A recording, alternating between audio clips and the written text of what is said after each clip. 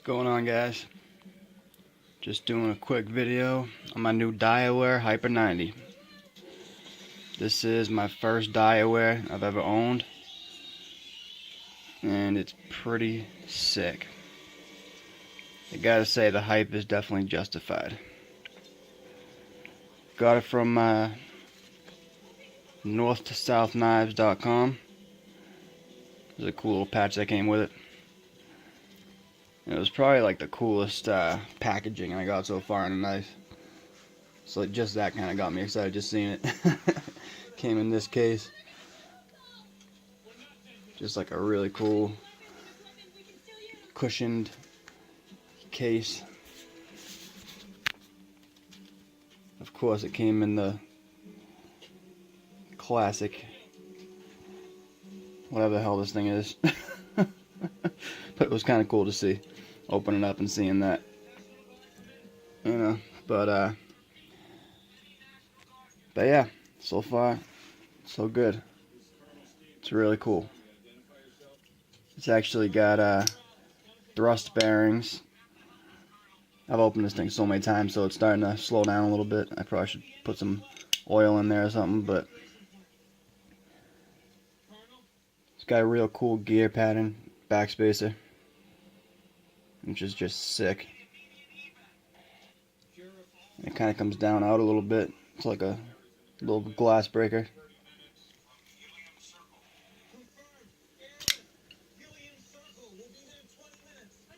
And this is a M390 blade. It's got a ceramic tungsten coating on the blade, which is just, it's really sick looking. If I can get a look at it, you can see it. It's just really sick looking. I can't even describe it. It's just kind of like a, not to say sparkly, but it's kind of like a, I don't know. It's almost like a sandblasted look.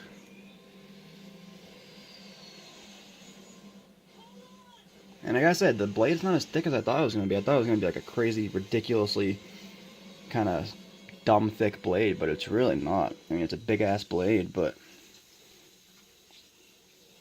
it's not really thick, which I actually kind of like. I thought, once I first saw it, I was like, oh man, that's a lot thinner than I thought, but it's actually kind of sick. It's got a little thumb choil right here, so you can ride up on it.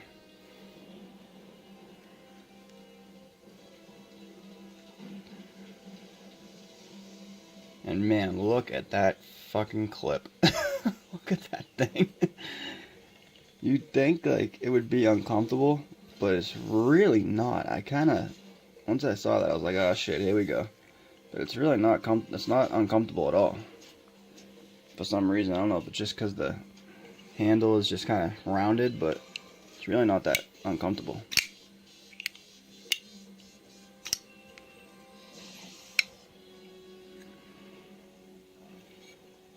Of course, it's got the frame lock.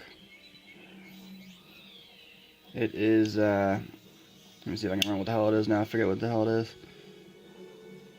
It's black tumbled. It's a black tumbled ceramic coating. And apparently it's supposed to be a lot more wear resistant than the other original Direware coatings that they used to put on, or they still put on. I'm not really sure, but it's cool because it's all black, which I've never seen it on a Direware before. I don't know if it's just me being dumb or what, but I don't think I've ever seen a full blacked out frame of a Direware before. Usually it's like a gunmetal gray or something like that, or the bronze, which is sick too, but yeah, that carbon fiber, this carbon fiber, I mean, look at that. Look how thick that slab of carbon fiber is. It's not just a thin little piece of peel ply or anything. This is a big, thick slab of carbon fiber. And I want to see if I can pick it up, but there's like a really cool, like, waviness in the carbon fiber, which is, oh, there we go. Which actually turned out really pretty, it's really cool looking. I didn't know it had that, so it was kind of cool to see that at first.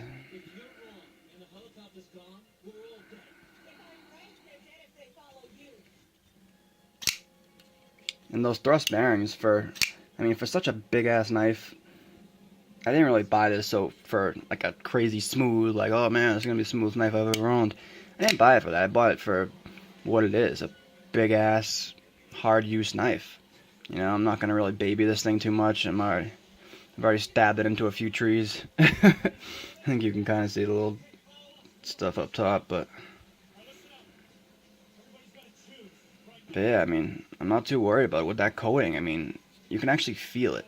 You can feel the. I wish I could get like the sound of it, but I mean, you can freaking feel the difference.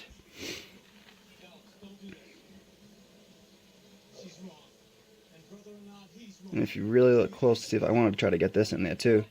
Just the little details that I didn't expect on such a big ass hard use folder. Like right on the thumb studs. There's like kind of a circular pattern, which is actually really cool looking. And it's on the pivot too, actually.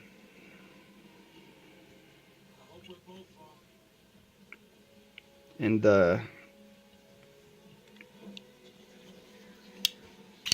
lock bar is actually chamfered a little bit, so when you open it, when you close it, you can feel with your finger right there, it's all pressed in, which is actually really cool. It gives you a little relief on your thumb. Not that it's going to beat the shit out of your thumb or anything, but it doesn't make it so it's like tearing apart your thumb every time you use it. I haven't really had that problem with any knives, but it is kind of nice to have anyway. But yeah, sometimes it kind of doesn't open all the way, but like I said, I didn't exactly buy it and expect it to be the smoothest knife in the world. But for such a big ass knife, I am wicked impressed how fucking smooth it is. For such a big ass knife like this, I mean, you really can't complain. I mean, come on.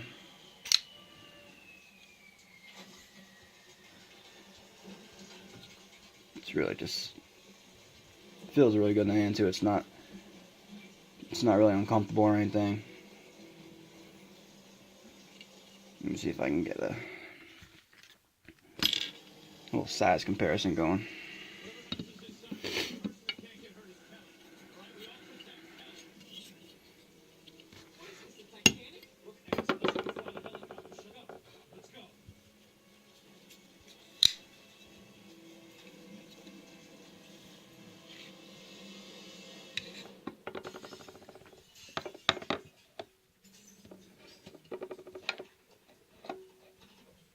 So yeah, it's really not a really long knife. It's kind of a,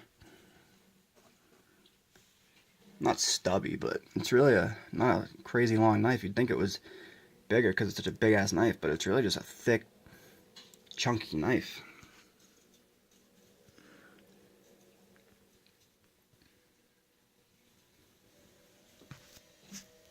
Let me see if I can get the paramilitary in there too.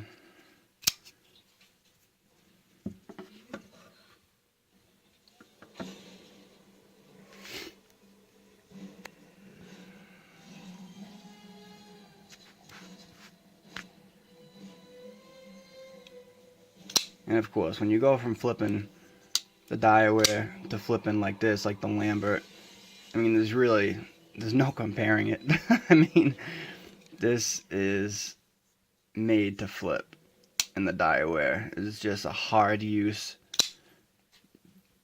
badass knife. I mean, don't get me wrong, I love this Direware that I got. I'm so glad that I got it, and I got a really good deal at it, on it from Eric at North to South Map. I think that's his name, Eric.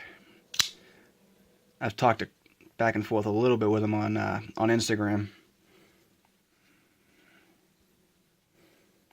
But I mean, when you look at the little details, I mean, there's really no comparing it, because this is a kind of like a gentleman style, really nice, clean looking flipper, and this is just a hard use,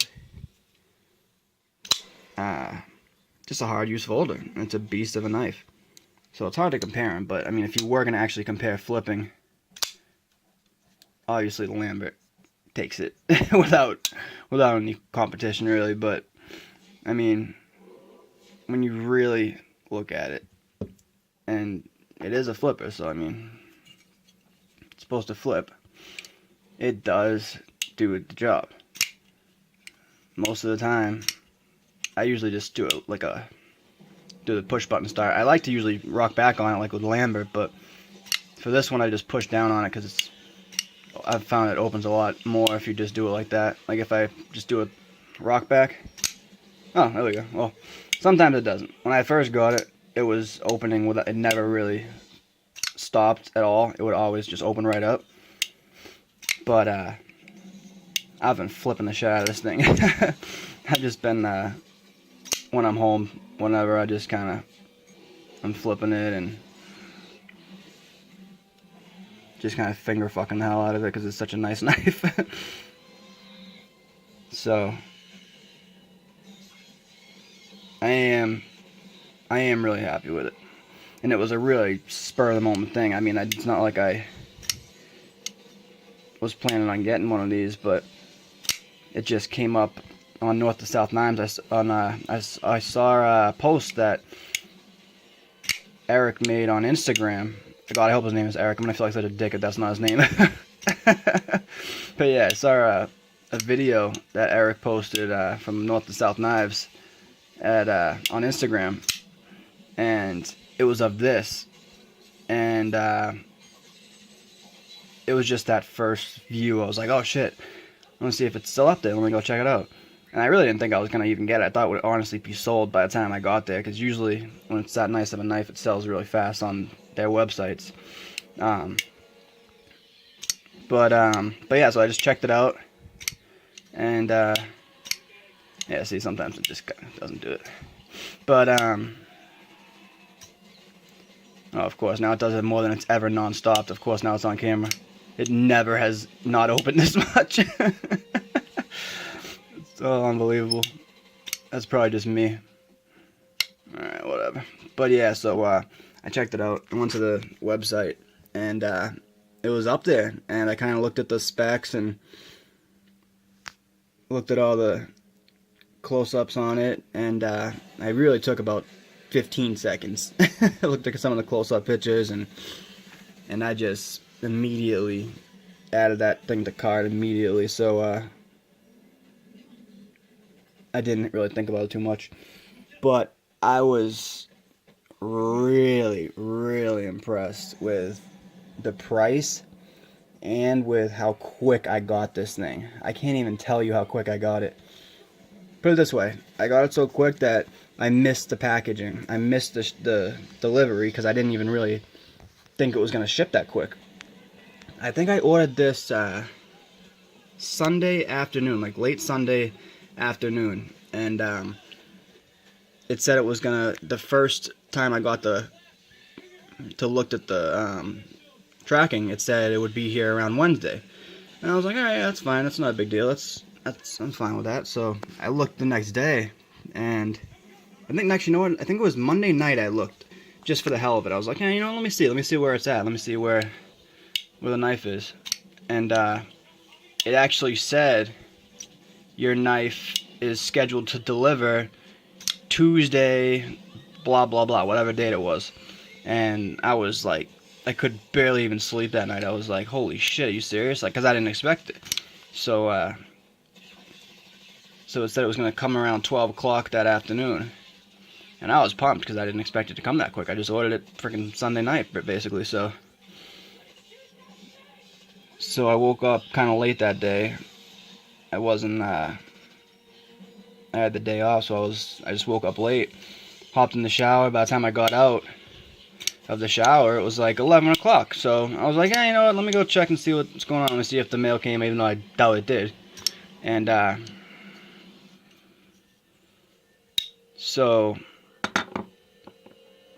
I checked it, looked down the floor, and I saw there was a box there. And of course I got really pumped up. I'm like, oh shit, that's it. Looked at the box, it was a different name, and I was like, oh shit. So I looked at the mailbox, and of course there's that dreaded pink slip that says you missed your package. And I wanted to punch that guy in the face, that mailman, but yeah, what are you gonna do? So I just waited a couple more hours, and because I didn't expect it to get it that day anyway, so I just looked at it like, oh cool, I'm getting the knife one day early. So I drove to the post office, at like 2:30 or something that day, and I picked it up and brought this puppy home, and I was ecstatic when I opened this thing. Like I said, it was just such cool packaging. I know I'm kind of a baby or a weirdo getting excited about little packaging like this, but the little things like this do make me happy. And of course, when I got this, I was like, oh shit, look at that, that's pretty cool too. And I got a little patch in there, so the little things impress me more than anything with these custom knives and everything. It's nice to know that they give a shit to throw stuff like that in, or like the dealers like them, like they threw the patch in there and stuff like that. So, but yeah, it was just nice. So anyway, like I said, I was pretty damn ecstatic with how quick it got here. Like I said, I ordered it like late Saturday evening, and Sunday evening, and it got here Tuesday afternoon. So I mean, you really can't beat that at all. So I was pretty damn happy with that. So anyway, if anybody's watching this and they want a Sebenza, hit me up. Buy this damn thing. I mean, it's damn near mint condition. And I just want to get some funds together so I can buy a new knife. See if I can get the little minor scratches in this thing. Yeah, see, I can barely see them. There's like a little scuff mark right there, and that's literally the only thing wrong with it.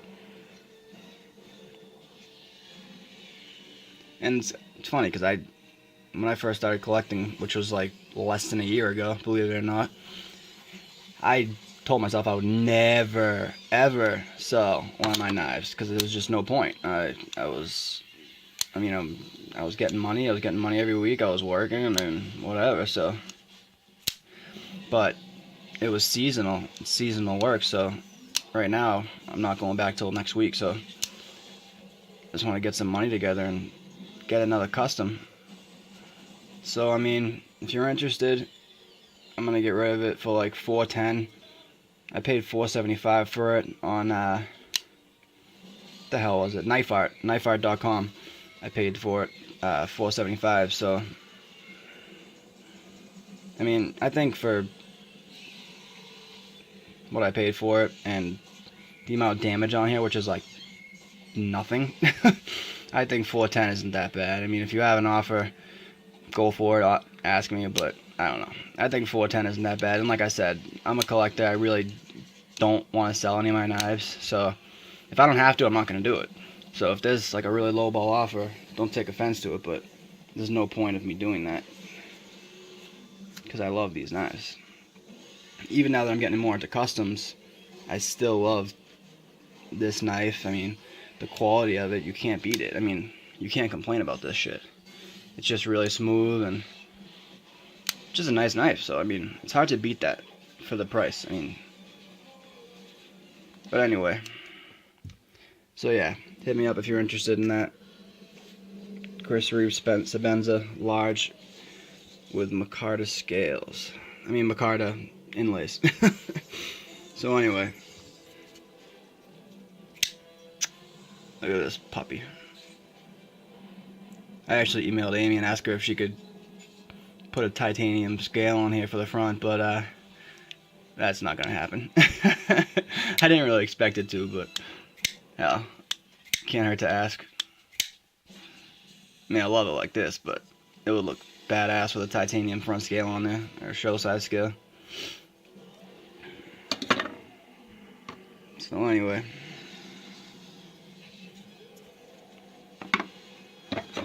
I'm just rambling at this point. It's kind of late, and I'm bored out of my skull, so. And of course now I can't get this damn thing to flip on camera. Normally I don't have to put any damn wrist action at all. But yeah, I don't know too much about these thrust bearings really, but when I first got it, it was damn near perfect. It was closing on its own. It was closing like on itself when I would just go like that, drop it down a little bit, and all that. But I don't know if you guys know anything, because like I said, this is my first Direware. So if you guys have any information, like I don't know, maybe what oil you use or whatever, like A lot of people recommended to me nano oil for my Lambert, but I haven't gotten a chance to get it yet. So yeah, I mean, look at that. It rockets out just from a push finger. Most of the time. I don't know if it's just because I'm flipping it so goddamn much. It's just not opening sometimes, but yeah, who knows. Lastly, I forgot to do this in my other couple videos, but the detent just sucks that thing right in.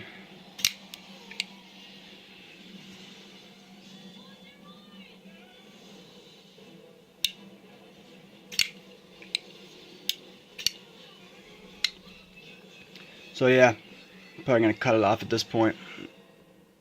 I'm just kind of rambling now, so yeah, Direware Hyper 90, my first Direware, and the hype is justified, I gotta say. So I am really lucky to have that, and for the customs that I have so far, I'm really, really, really happy with them. I think I did pretty damn good for the first, I want to say, 5 months that I started with the customs. I think I'm pretty damn happy with what I got so far, and got a ton of support on Instagram with that. Posted a pic and said this is my first 3 custom knives that I got, so, and everyone seemed to agree with me and like my choices, and I think I did a pretty damn good job, and I am really lucky to have these 3 folders like this, these customs for my first few. I'm definitely a proud knife nut, that's for damn sure. Alright guys, I'm gonna cut it out right here, give you another quick view of that tungsten coating right there.